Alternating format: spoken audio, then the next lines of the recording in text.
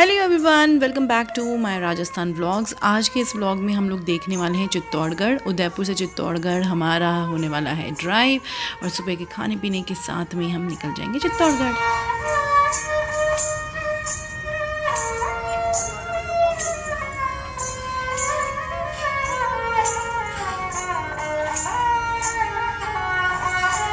वही तो व्यू तो मतलब ऐसे लग रहा है कि हमारा खुद के पैलेस। हेलो जी, हेलो, गुड मॉर्निंग। और हम लोग sitting in front of the lake also. बहुत सुंदर। उदयपुर में ये तीसरा दिन है और आज की तारीख है 17 मार्च और आज हम लोग निकल रहे हैं चित्तौड़गढ़ में बहुत सारे फोर्ट्स और टेम्पल्स देखने के लिए। और मैंने रियलाइज़ करा कि मेरे फेस पे यहाँ पे मच्छर ने काट लिया है। जब कहीं जाना होता है ना, अच्छे से तैयार होते हैं तो हमेशा ही फेस पे एक बम्प आ जाता है, पता नहीं क्यों। लिख के बताना क्यों। कुछ दूर से ही ये चित्तौड़गढ़ का ह्यूज किला दिख जाता है। मैं तो सुपर एक्साइटेड थी यहाँ पे पहुँचने के लिए और इसको और एक्सप्लोर करने के लिए। बहुत हिस्ट्री इससे जुड़ी हुई है। और उसके पहले हम लोगों ने ब्रेक लिया, यहाँ पे ठंडी लस्सी पी और हम लोगों को गाइड भी मिला जो कि हम लोगों को बहुत सारी इन्फॉर्मेशन देने वाला है। अरे आप दोनों मैचिंग हो गए, अभी दिखा।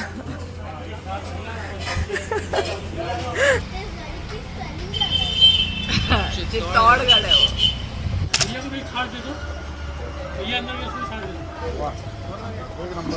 And here our journey begins. Patanpol नाम इसलिए रखा क्योंकि जब यहाँ पर युद्ध हुआ था तब युद्ध के समय बहुत ज्यादा यहाँ पर लड़ाई हुई थी, मारकाट हुई थी। और तब मारकाट के अंदर ही बहुत ज्यादा खून बहा था। तो तब खून में बहता हुआ एक भैंस का बच्चा नीचे तक आ गया था। भैंस के बच्चे को यहाँ पर लोकल लैंग्वेज में पाटा कहा जाता है। तो इसीलिए फर्स्ट गेट का नाम पाटलपोल रखा गया। अब ये ऐसे 7 दरवाजे आएंगे किले के जिनको हम पार करेंगे और ऐसे 7 दरवाजे किले की बैक साइड में भी बने हुए, जिसको अभी सूरजपोल गेट के नाम से जानते हैं। मैंने इस फोर्ट का निर्माण 8th सेंचुरी में चित्रांगद मौर्य ने कराया था। जो 8th सेंचुरी का बना हुआ है। हाँ, 8th सेंचुरी का। अच्छा। जो एक सूर्यवंशी राजा थे। और ये एशिया का सबसे बड़ा फोर्ट है जो 700 एकड़ में है। गणेश फोर्ट ऊपर व्हाइट कलर का गणेश भगवान का मंदिर है। पुराने समय में 9 लाख सोना और चांदी की मुद्रा स्टोर रहती थी। तो इसलिए इसको 9 लखा भंडार कहा जाता है। 9 लखा भंडार। मान लीजिए सारा खजाना इसी में स्टोर रहता था उस समय। तो यहाँ पे जो हमारा फर्स्ट पॉइंट है वो है कुमश्याम मंदिर, जो इस किले का सबसे बड़ा मंदिर है। और इस टेम्पल को बप्पा रावल ने 8th सेंचुरी में बनवाया था। तो तब बप्पा रावल ने इस टेम्पल में वरावतार की मूर्ति को स्थापित कराया था, जो भगवान विष्णु का तीसरा अवतार होता है। लेकिन 1300 में अलाउद्दीन खिलजी ने जब रानी पद्मिनी को हासिल करने के लिए इस चित्तौड़गढ़ पर चढ़ाई करी थी, तब सभी लेडीज ने मेवाड़ की आन बान और शान की रक्षा के लिए जोहर कर लिया था, यानी खुद को जिंदा आग में समर्पित कर दिया था। तो अब इससे क्या होता है, अलाउद्दीन खिलजी चिढ़ जाता है क्योंकि वो रानी पद्मिनी को हासिल नहीं कर पाता है। तो हर मंदिर को डैमेज करना स्टार्ट करता है, जिसमें से ये मंदिर भी शामिल होता है। तो आपको मालूम होगा हिंदू धर्म में तो खंडित मूर्ति की पूजा पाठ ही नहीं होती। तो इसी वजह से राणा कुंभा ने 14th सेंचुरी में इस टेम्पल में 3 मूर्तियों को स्थापित कराया था, राधा, कृष्ण और बलराम। और यहाँ पे एक स्टेचू है ब्लैक कलर का, जो गरुड़ का स्टेचू है, जो भगवान विष्णु का वाहन है। यहाँ पे आप आगे से हाँ। सेंचुरीज़ ओल्ड मंदिरों से बहुत सारी कहानियाँ सुनने को मिलती हैं। साथ में जो ये पिलर्स लगे हुए हैं और उनके ऊपर जो ये कार्विंग्स हैं, बहुत ही अच्छी, बहुत ही बढ़िया तरीके से बनाई हुई रहती हैं। मंदिरों में ये आर्किटेक्चर देखने को जो मिलता है ना, बहुत अच्छा लगता है और एक सुकून भी मिलता है जब आप मंदिरों में एंटर करते हैं। यहाँ पे सेल्फी लेना मना है ऐसा लिखा था, तो वीडियोग्राफी तो चल रही थी, किसी ने उसमें रोका भी नहीं। Just look at this beautiful temple architecture, mind blowing. और बस इतना ही नहीं, जब आगे और जाते जाएंगे ना, आपको आर्किटेक्चरल ब्यूटी और ज़्यादा खूबसूरत दिखने लगेगी। सेकंड पॉइंट है वो है जौहर स्थल, जहाँ पे रानी पद्मिनी ने जौहर किया था। हमारे सामने जो पीपल का पेड़ लगा हुआ है ना, गार्डन के सेंटर में, इस पीपल के पेड़ के नीचे जितना भी गार्डन आपको नजर आ रहा है, सारा की सारा जौहर स्थल हुआ करता था, जिसकी 70 से 80 फीट गहराई थी। और इस गहराई के अंदर जल्दी आग पकड़ने वाली चीज़ों को रखा जाता था। फॉर एग्जाम्पल घी, तेल, रुई, चंदन की लकड़ी और कुछ कपड़ों को इकट्ठा कर इस गड्ढे में रखते थे, ताकि हमारे यहाँ के जो राजा महाराजा होते थे, अगर वो लड़ते लड़ते जब युद्ध में वीर गति को प्राप्त हो जाते थे, तब विरोधी दल इस किले में लूटपाट करने के मकसद से एंटर होते थे। तब सभी स्त्री अपना आत्मसम्मान और स्वाभिमान की रक्षा के लिए उस ज्वालामुखी को जिंदा समर्पित कर देती थी, यानी कि जोहर कर देती थी।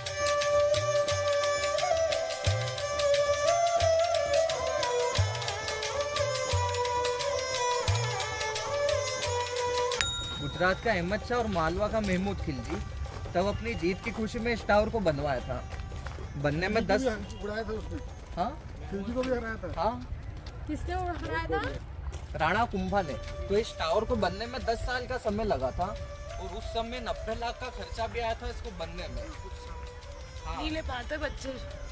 122 फीट हाइट है इस टावर की, 157 सीढ़ियाँ भी है और 9 मंजिलाएं, 9 ग्रह होते हैं उसके आधार पर। ओह अच्छा।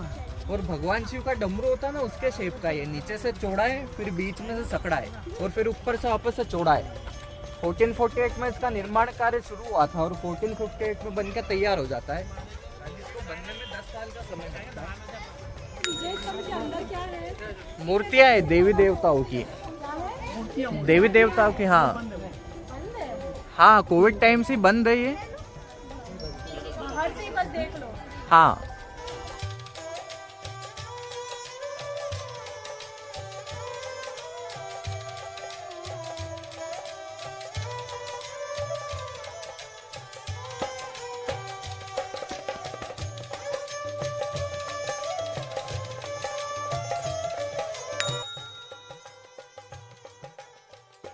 गर्मी में 10 से 15 फीट तक सूख जाता है लेकिन कभी खाली नहीं होता।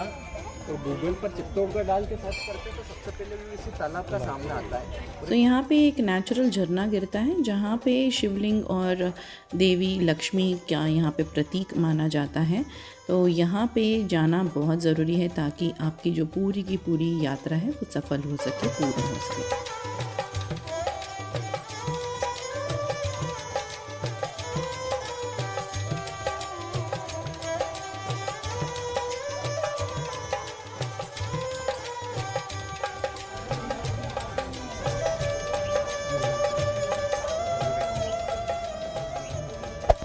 मंदिर आई थी तो नंदी जी को तो अपनी विशेष बतानी थी एंड होप कि सारी विशेष पूर्ण हो। जिन्होंने भी जौहर किया है उसके लिए बहुत सारे टेम्पल्स भी बनाए यहाँ पे ताकि उनकी आत्मा इधर उधर भटके ना। गए कोविड तक चालू था, ऊपर तक जाने तक की सीढ़ियाँ थी। ज़्यादा जगह नहीं है। ये पूरा 700 एकड़ है।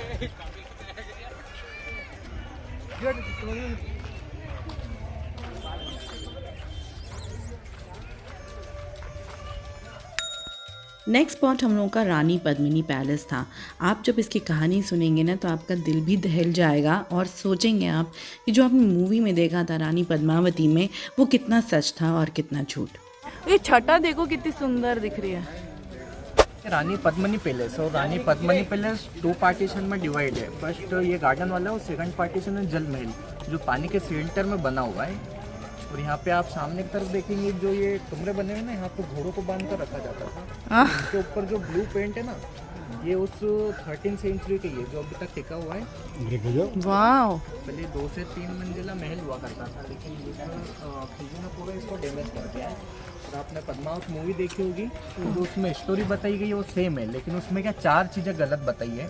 फर्स्ट, रानी पद्मिनी ने कभी भी डांस नहीं किया था क्योंकि राजपूत रानियां खुले में डांस करती नहीं थे। और सेकंड चीज, रानी पद्मिनी यहाँ से कभी दिल्ली भी नहीं गया था राजा को बचाने के लिए। एक सुंदर नाम का एक गोरा नाम का सुंदर सेनापति होता है तो उन्होंने रानी की वेशभूषा धारण कर ली थी। फिर वो दिल्ली गए थे लेकिन रानी पद्मिनी नहीं गए थे। और मूवी में रानी पद्मिनी का बता रखा है दिल्ली जाते हुए जो गलत था। अच्छा। और तीसरी चीज, अलाउद्दीन खिलजी और राहुल रतन सिंह के बीच कभी भी सिंगल फाइट हुई नहीं थी। ग्रुप फाइट हुई थी तो ग्रुप फाइट में राहुल रतन सिंह वीर गति को प्राप्त हुए थे लेकिन मूवी में क्या बताया था उनको पीछे से मारा था। सिंगल फाइट भी बताई जो गलत था। और 4th चीज थी, अलाउद्दीन खिलजी ने रानी पद्मिनी की देखा था, रानी पद्मिनी का नहीं देखा था। और मूवी में रानी पद्मिनी का भी रिफ्लेक्शन बता रहा था जो गलत बताया था। ऊपर देखो जल अर्पित करते थे। उस समय चांदी की प्लेटें लगी हुई थी क्योंकि 13th सेंचुरी में कांच की खोज हुई थी। और अलाउद्दीन खिलजी यहाँ पीछे की तरफ खड़ा हुआ था, जिस दासी को बिठाते ना रिफ्लेक्शन होता 45 डिग्री पे। और ऊपर की तरफ पीछे की तरफ और चांदी की प्लेट जब होती है उसमें दासी की इमेज फॉर्म होती है आफ्टर रिफ्लेक्शन। वो वाली इमेज वहाँ से आई थी, वहाँ से इधर डायरेक्ट पड़ती थी। हाँ, और अलाउद्दीन खिलजी ने फिर यहाँ से खड़े रहकर ही दासी का इमेज देखा था। यहाँ खड़ा था वो, हाँ, घर से खड़ा था, इतनी दूर देखा था उसने। वहाँ रिफ्लेक्शन देखा। रानी पद्मावती के बारे में जान के अच्छा लगा। जो उस टाइम का साहस था वो मतलब हम लोग इमेजिन भी नहीं कर सकते क्या गुजरा होगा उस काल में।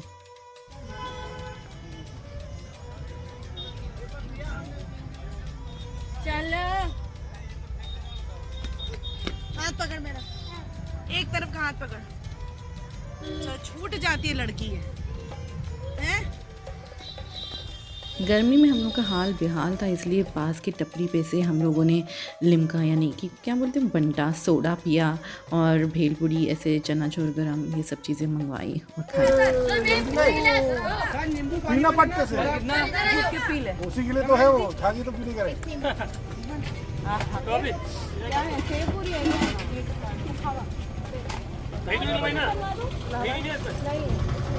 और एक बनवा दूँ? हाँ बनवा दे। सोडा वाला, ये पानी वाला।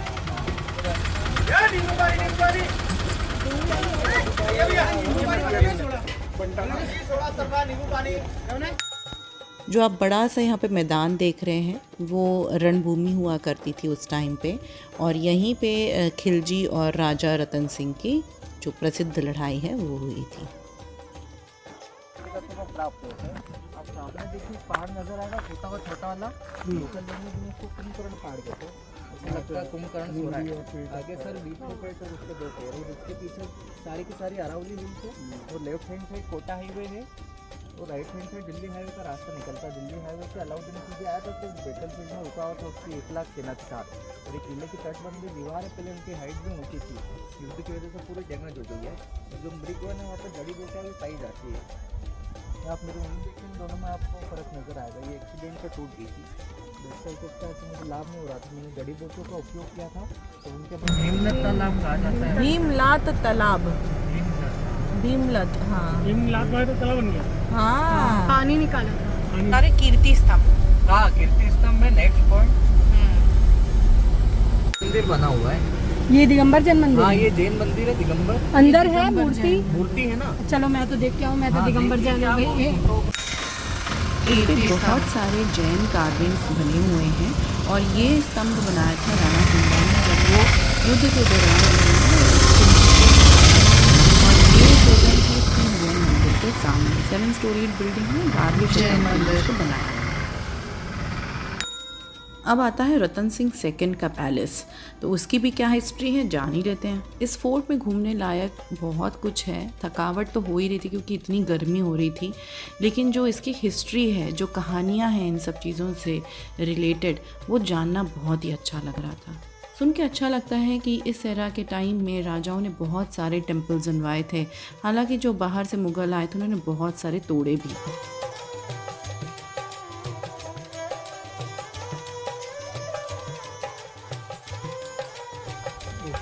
बताओ भैया। यहाँ पे जो भी प्रोग्राम वगैरह होते थे, हाँ, ऊपर खिड़की नजर आ रही है ना, वहाँ से रानी बैठ के देखा करते थे।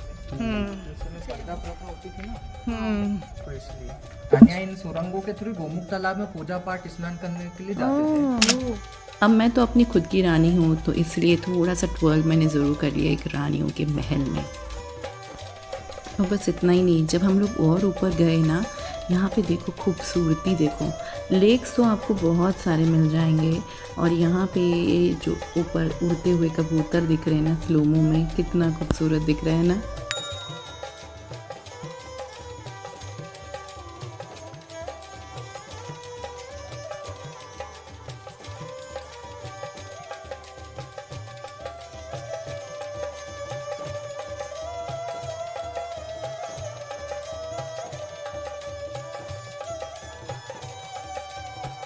तो चित्तौड़गढ़ के फोर्ट की यात्रा तो यहीं पे ख़त्म होती है। बहुत सारे इतिहास के पन्नों को हमने पढ़ा है और उन्हीं यादों को हम आगे लेके जाते हैं, लेकिन कहाँ, चलिए देखते हैं।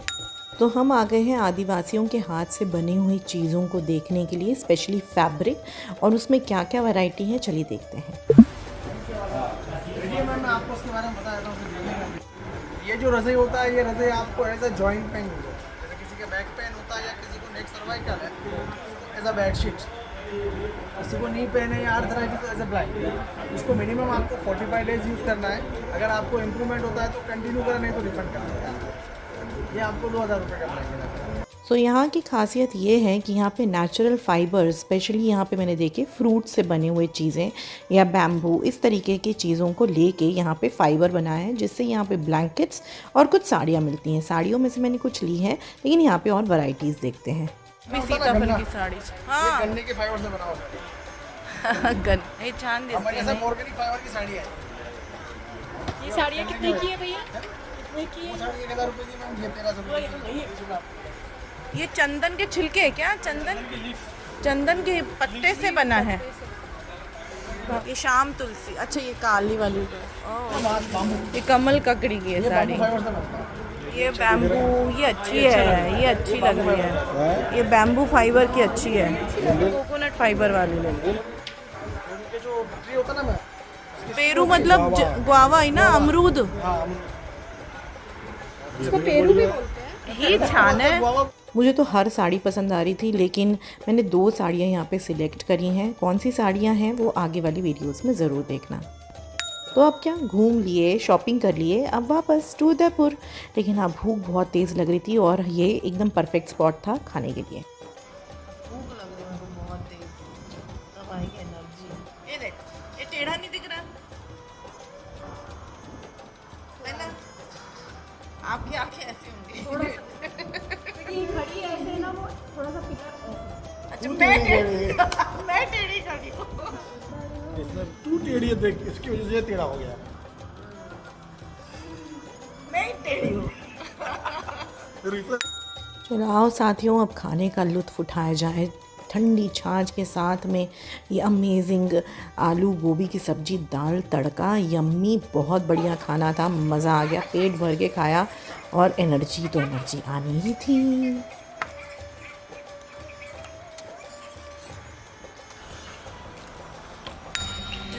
अच्छा है यार, सनसेट देख, पीछे पीछे सनसेट देख, कितना ऑरेंजिश दिख रहा है।